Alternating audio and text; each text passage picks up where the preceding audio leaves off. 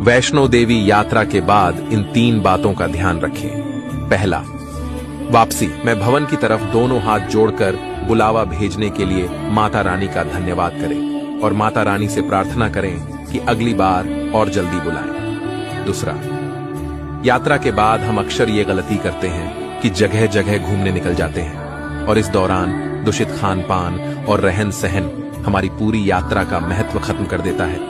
हमेशा यही कोशिश करें कि यात्रा पूरी करने के बाद वापस घर आकर कन्या पूजन और प्रसाद वितरण करके अपनी यात्रा संपन्न करें। तीसरा, कन्या पूजन करने के बाद ही यात्रा संपन्न मानी जाती है, इसलिए यही कोशिश करें कि तब तक प्याज, लहसुन और दूषित पदार्थों का सेवन करने से बचे।